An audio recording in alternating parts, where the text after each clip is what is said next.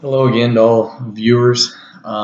First thing I want to talk about is where I start, how I start with everything, and it all begins with posture. It doesn't matter the age group, it doesn't matter if they're recreational, high school, collegiate, professional ranks.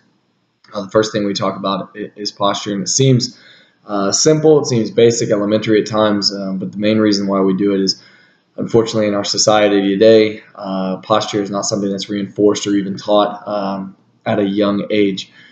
And it's very simple why I do it. First off, teaching exercises is all about scaffolding, the ability to teach one exercise, build upon it, build upon it. If you're having to teach a new exercise or a new movement every single time you show up to the gym, you're going to struggle. Your athlete or your client's going to struggle because they're constantly going to be trying to reteach themselves something. So from that standpoint, it's a lot easier to teach and add on top of everything that you've learned. Secondly, you can start to ingrain the correct neuromuscular patterns. You can do your own rehabilitation just by putting someone in the correct posture. Whether it's somebody walking with their feet out, whether it's somebody in the slump shoulder position. If you teach them and you put them back in the correct position, you actually can start performing your own rehab because your body's programming will fall back into the correct standpoint they're supposed to. And finally, if we do put them in the right position, then we limit the times that they're going to be in damaging positions. And what I mean by that is maybe they do play a sport in which their body has to go through something or a movement that is not natural to the human body. If you take that on top of you move in a poor manner, then you're only going to exacerbate the problem.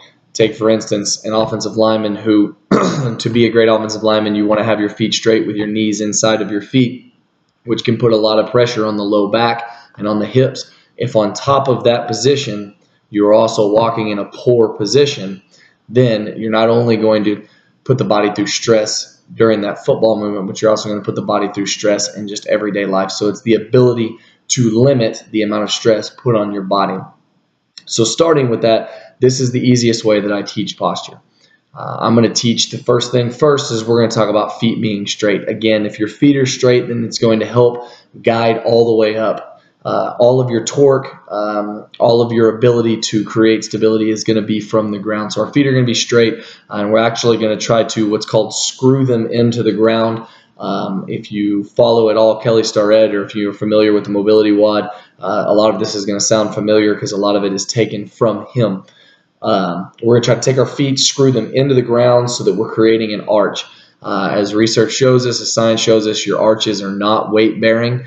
They're not meant to be hung on. If your feet, or you hear people that are flat-footed, so they hang on the inside of their feet, they're also going to probably impinge the medial part of their hip. If we can get them to where they're standing with the weight on the balls of their feet just behind the pinky toes and the heels, it's going to give us a better chance to stand the correct way. Also, it'll prevent some patella knee tracking issues, and then it will give us a healthier hip. Working the way up, we talk about turning your butt on, squeezing your butt.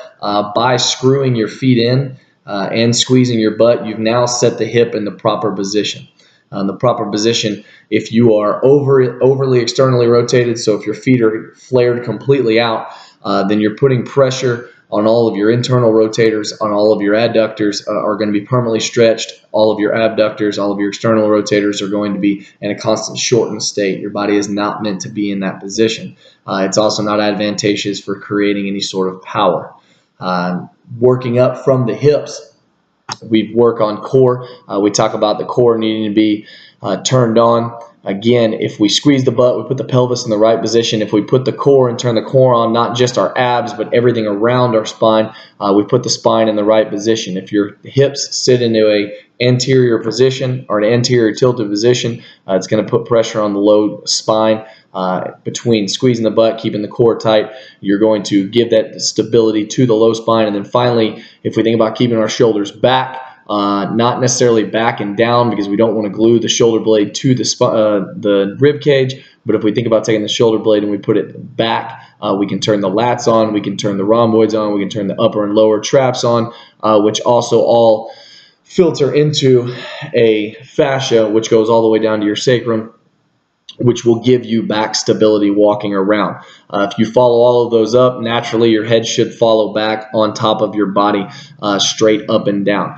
It may seem uncomfortable for a lot of people. It may seem uncomfortable for a lot of athletes because they're not used to being in this position. They like being in this shoulder forward or upward position because that's what they've been in all their life. We approach this way, and when I say we, myself and anybody that's ever worked under me, approaches it this way because if we teach these, then it's very simple for us to teach the next step in our phase, which is the squat, the deadlift, the overhead press, the pull. Everything from this standpoint moves forward. The last part of our posture, and I guess it's posture, could be considered not posture, is how we teach to grab an item.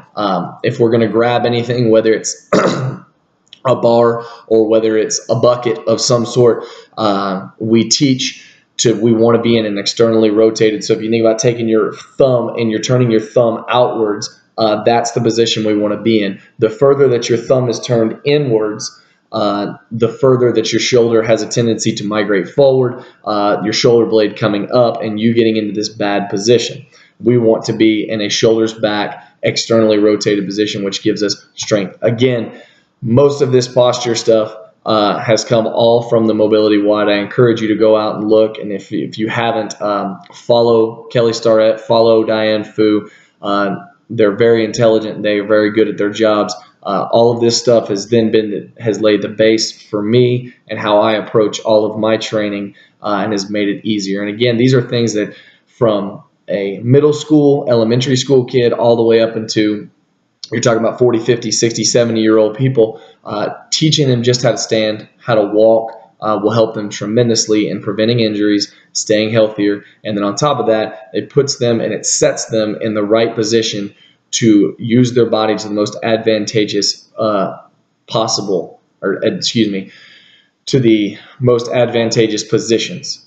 Other than that, I hope you've enjoyed the first part of my video. I hope you've learned a little bit from it. I hope you'll return back and learn some more. Other than that, have a great night. Coachman out.